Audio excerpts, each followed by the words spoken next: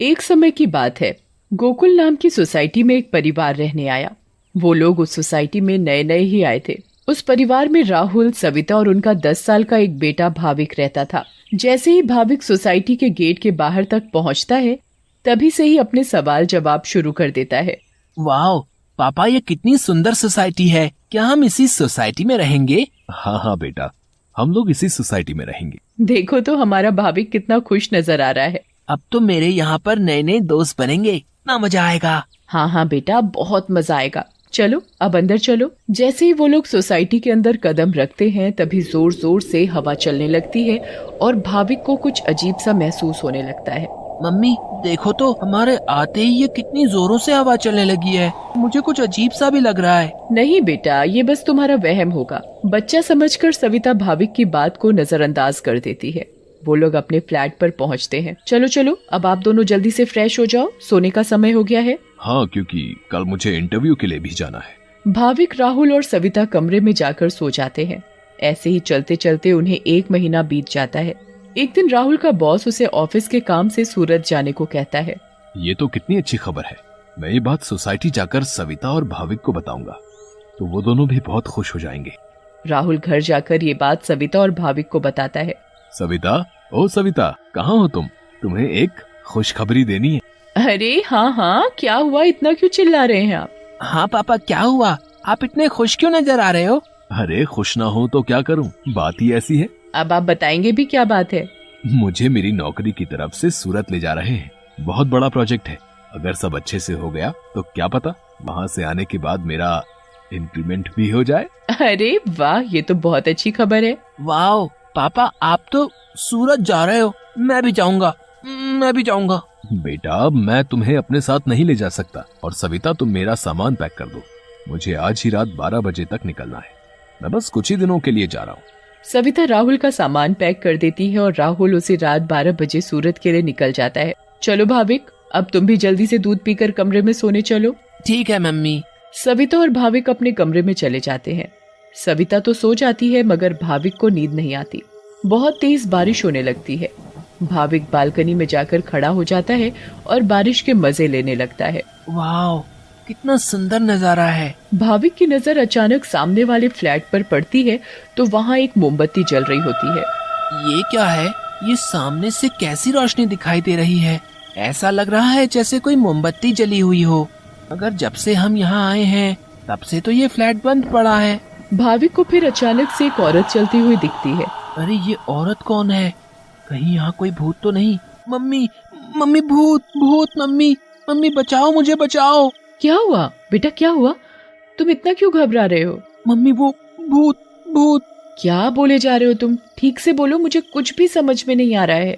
Mummy, मुझे नींद नहीं आ रही थी तो मैं बालकनी में जाकर खड़ा हो गया और बारिश देखने लगा। तभी मैंने सामने के फ्लैट में जलती हुई मोमबत्ती देखी और एक औरत को देखा। नहीं बेटा, ये भूत वूत कुछ नहीं होता। ये तुम्हारे मन का वहम है। नहीं मम्मी, मैं सच कह रहा हूँ। नहीं बेटा, चलो अब सो जाओ, रात बहुत हो रही है। नहीं, मैं आपको लेकर जाता हूँ। अच्छा चलो, दिखाओ कहाँ है भूत। फिर भाविक सविता को बाहर लेकर जाता है। कहाँ है भूत? मुझे तो कहीं कोई नहीं दिख रहा। मम्मी देखो, वहाँ पर देखो, वो सामने वाले फ्लैट में। अरे बेटा, कुछ भी नहीं है वहाँ पर। नहीं मम्मी, मैं झूठ नहीं बोल रहा। अच्छा ठीक है ठीक है, चलो अब जल्दी कमरे में जाओ और सो जाओ। फिर वो दोनों कमरे में जाकर सो जाते हैं। भाविक, अब तुम्हें डरने की कोई जरूरत नहीं है। मैं तुम्हारे साथ सो रही हूँ ना, अब तुम आराम से सो जाओ।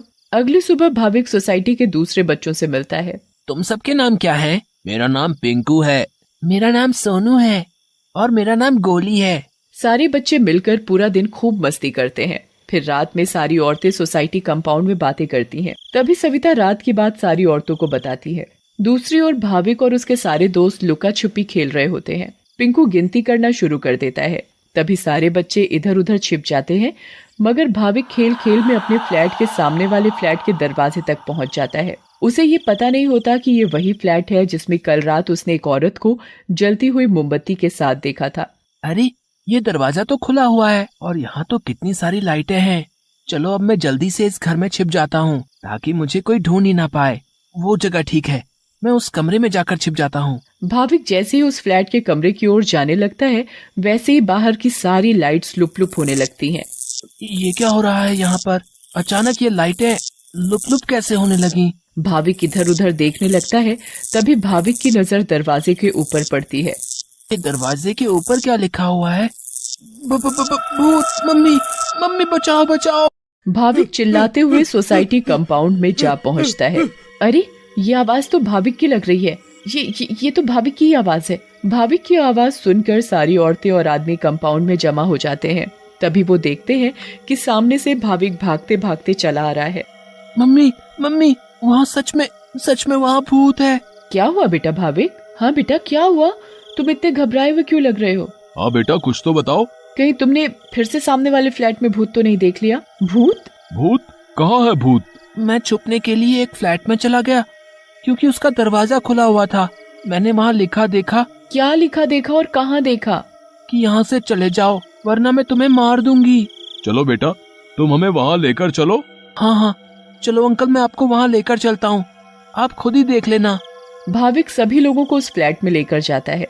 कहाँ लिखा है बेटा? अरे, यहीं तो लिखा था। चलो भाई, यहाँ तो कुछ भी नहीं है। बेटा भाविक, चलो अब चलो। सभी लोग भाविक को वहाँ से ले जाते हैं, मगर भाविक उस दरवाजे को देखते देखते चलता है। नहीं अंकल, मैं सच बोल रहा हूँ। हमें इस बच्चे की बात एक बार मान लेनी चाहिए और आज रात मिलकर सोसाइटी पर नजर रखनी चाहिए। हाँ, आप सही बोल रहे हो। क्या पता ये सब सच हो। तो ये तय रहा कि आज रात हमारे पति सोसाइटी की देखभाल करेंगे। उस रात 3 आदमी सोसाइटी के गेट पर खड़े रहकर सोसाइटी की देखभाल कर रहे थे। मुझे जरा बाथरूम जाना है, मैं बस अभी जाकर आता हूँ। हाँ हाँ ठीक है, तुम होकर आओ। क्या हुआ जी? गुड्डू को बहुत डर लग रहा है और वो बोल रही है कि आप ही उसे सुलाएंगे, तो आप जरा ऊपर आकर उसे सुला जाएंगे। ठीक है, अभी आता हूँ। दूसरा आदमी पहले आदमी से बोलता है। मैं जरा अपनी बेटी को सुलाकर आता हूँ, उसे डर लग रहा है। अब सोसाइटी के दरवाजे पर सिर्फ रमेश यानी तीसरा आदमी ही बचता है। कहाँ रह गए ये दोनों? वो आदमी इधर उधर घूमता रहता है और अब उसे भी अकेले डर लगने लगता है। तभी उस आदमी को किसी औरत का साया दिखता है। उसके लंबे खुले हुए बाल और पायल की छम छम आवाज। चुड़ैल, बचाओ बचाओ, चुड़ैल। फिर अचानक वो चुड़ैल उसके सामने आ खड़ी होती है और आदमी बहुत तेज चिल्लाता है और वहीं बेहोश हो जाता है। अरे, ये चिल्लाने की आवाज किसकी आई? हाँ, आवाज तो मुझे। चलो चलकर देखते हैं। सारे सोसाइटी वाले अपनी बालकनी में आ जाते हैं तो वो क्या देखते हैं कि वहाँ रमेश बेहोश पड़ा हुआ था। ये आवाज कैसी आई थी? फिर सोसाइटी वाले नीचे आ जाते हैं तो वो वहाँ पर रमेश को जमीन पर पड़ा हुआ देखते हैं। सब जल्दी से नीचे आते हैं। सविता और भाविक भी नीचे आ जाते हैं। अरे, कोई इन्हें होश में लाओ। उठिए भाई साहब, उठिए। फिर कुछ ही देर में रमेश को होश आता है और वो सारी बात सोसाइटी वालों को बताता है जो उसके साथ कुछ देर पहले हुई थी। तभी सोसाइटी में अजीब सी आवाजें आने लगती हैं। मम्मी, देखा ना, मैंने बोला था ना कि भूत है। हाँ बेटा, तुम सही कह रहे थे। तभी सोसाइटी के बीचों बीच धुआं उठने लगता है और वहाँ वो चुड़ैल आ जाती है। कौन हो तुम और क्यों हमें इतने दिनों से परेशान किया हुआ है? हाँ हाँ बताओ, क्यों तुमने इतने दिनों से इन लोगों को परेशान किया हुआ है? हम भी तो इसी सोसाइटी में रहते हैं। तुमने कभी हमें तो परेशान नहीं किया, तो इन लोगों को ही क्यों? हाँ हाँ बोलो बोलो। तुम्हारी वजह से मैं कितना डर गई थी। बताती हूँ, सब बताती हूँ। कई सालों पहले जब मेरी शादी हुई तो मैं और मेरे पति रवि सविता के सामने वाले फ्लैट में रहने आए। हम बहुत खुश थे, पर अचानक मेरी माँ की तबीयत खराब होने की वजह से मुझे कुछ दिन के लिए यहाँ से जाना पड़ा। और तभी सविता के फ्लैट में एक बहुत सुंदर लड़की रहने आई। रवि उस लड़की को पसंद करने लगे थे और वो लड़की भी। उस लड़की को ये बात नहीं पता थी कि रवि शादीशुदा है। मैं जब वापस आई और मुझे ये सब पता लगा तो मैंने रवि को समझाने की बहुत कोशिश की, बहुत लड़ाई की, पर वो नहीं माने। रवि मुझे छोड़कर उस लड़की से शादी करना चाहते थे और एक दिन रवि और वो लड़की चुपके से अचानक कहीं चले गए। मैंने उन्हें ढूंढने की बहुत कोशिश की मगर वो मुझे कहीं नहीं मिले। और एक दिन मैंने उन दोनों को बाजार में साथ देखा। उन दोनों ने शादी कर ली थी। मैं भागते हुए घर आई और ये बात मुझसे बर्दाश्त नहीं हुई और उसी रात मैंने फ्लैट से कूदकर अपनी जान दे दी। और उस दिन से इस फ्लैट में किसी को रहने नहीं देती, जिसमें सविता और उसका परिवार रहता है। हमें बहुत दुख हुआ सुनकर जो भी तुम्हारे साथ हुआ, पर इसमें मेरे और मेरे परिवार का क्या कसूर है? हाँ आंटी, आप तो अच्छी आंटी हो, ऐसे कैसे कर सकती हो? चुड़ैल भाविक की मासूमियत देखकर पिघल जाती है। ठीक है, अब मैं तुम लोगों को कभी परेशान नहीं करूंगी। ऐसा कहते ही वो चुड़ैल हवा में गायब हो जाती है और कभी किसी को परेशान नहीं करती।